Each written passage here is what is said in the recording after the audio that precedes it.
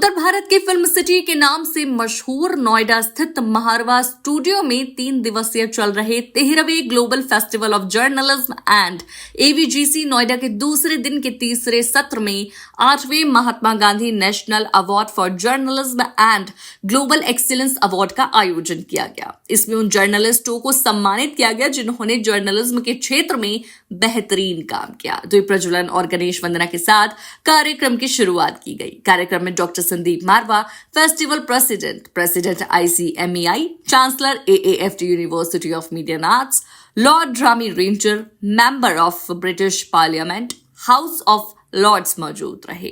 कार्यक्रम में उपस्थित सभी अतिथिगण का पुष्पगुच्छ भेंट कर स्वागत किया गया। Doctor Sandeep Marwah, festival president, ने कहा, आम जनता तक सभी तथ्यों के साथ सही खबर पहुंचाना पत्रकारों का काम है। वो दिन रात मेहनत करके अपने सभी कामों को करते हैं। उन सबका सम्मान बहुत जरूरी है जिससे उन्हें भी प्रोत्साहन मिले।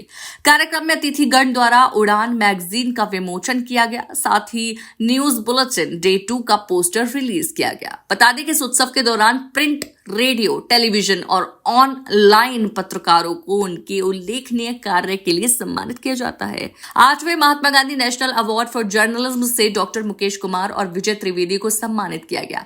साथ ही global excellence award in the field of journalism से अनिल पांडे, विक्रांत यादव, दीपक सिंह, सरोज सिंह, अखिलेश आनंद, मीनाक्षी जोशी, सुरभि शर्मा को सम्मानित किया गया। साथ ही अवार्डीज ने अपने विचारों को साझा भी किया।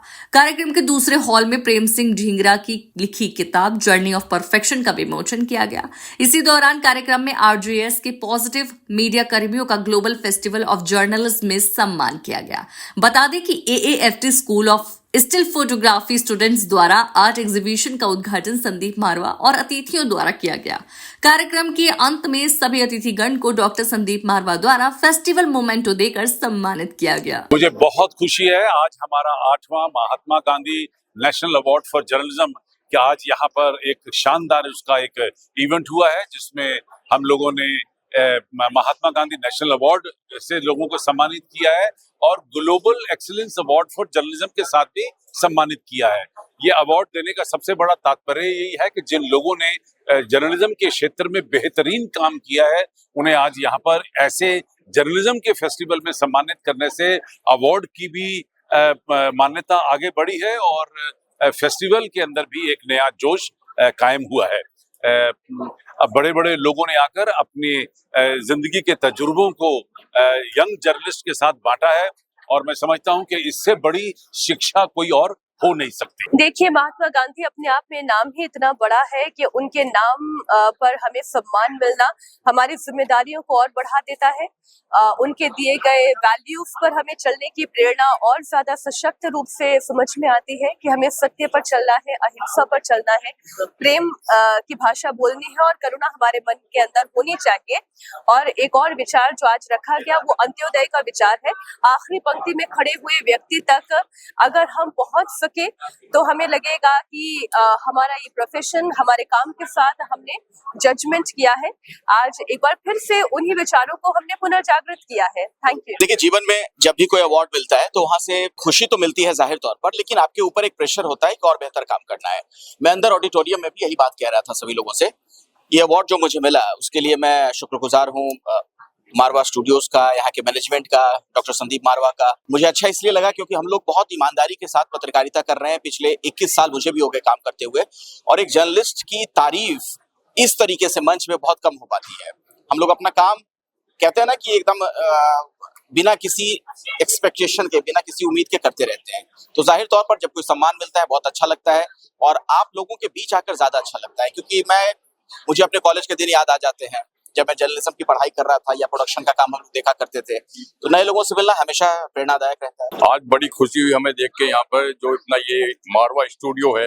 अब हमें लगा जो हमारे बच्चे हैं जो ये अपना जो यहाँ पे एक्टिंग का कोर्स हो रहा है, जर्नलिज्म का कोर्स हो रहा है, और मैं आपके मीडिया वाले भाइयों से बताना चाहता हूँ, हिंदुस्तान का जो टर्निंग पॉइंट है वो अटल बिहारी वाजपेयी के टाइम में शुरू हुआ था। उसमें मीडिया का सबसे बड़ा रोल मीडिया का था।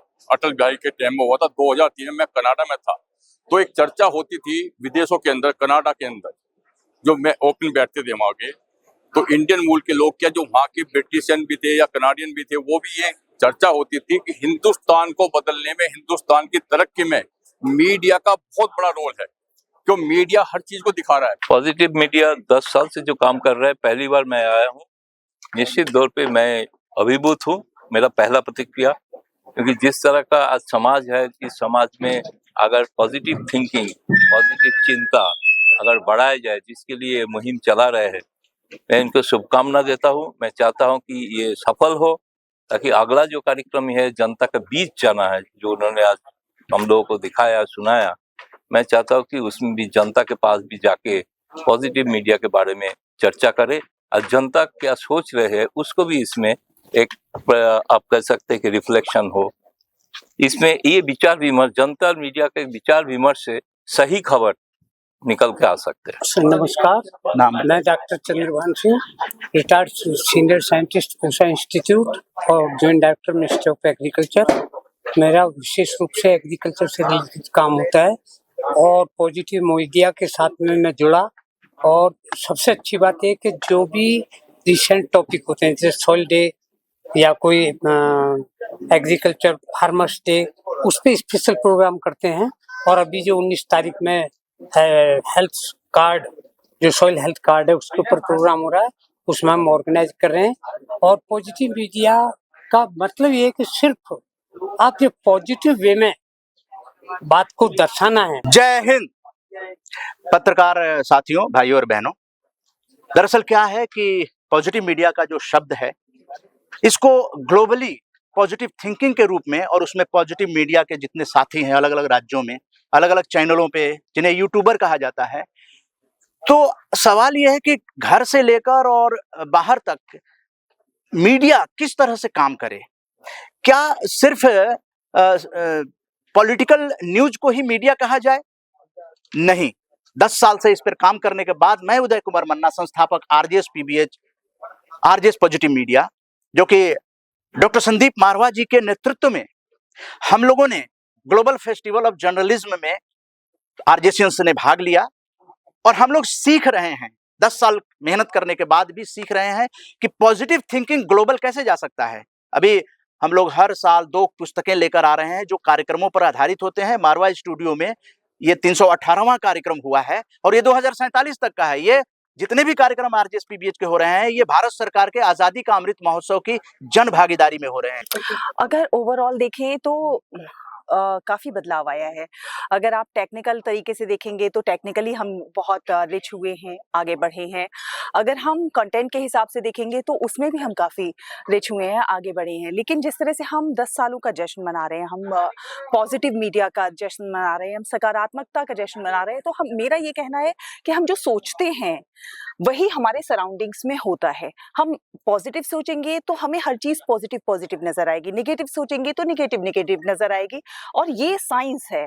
तो इसलिए अगर हम नेगेटिव सोचेंगे, हमारी सोच नकारात्मकता से भर जाएगी। आज आप देखिए, अगर आप स्टडीज उठाकर देखेंगे, कितने लोग हैं जो डिप्रेशन का शिकार होते चले जा रहे हैं, कितने लोग हैं जो सुसाइडल थॉट्स आते हैं उनको।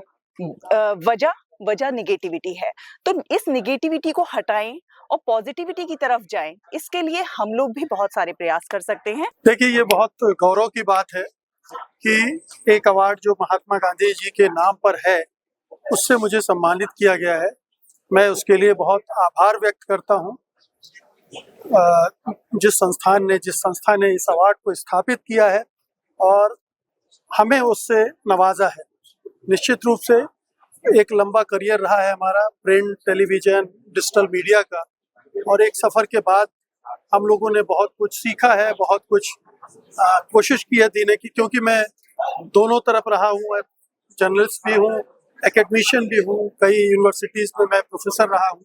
तो मैं ये पाता हूँ कि ये दोनों का जो कॉम्बिनेशन था वो मेरे लिए बहुत लाभदायक था, और मैं अपनी जो भी एक्सपीरियंस था वो शेयर कर सका।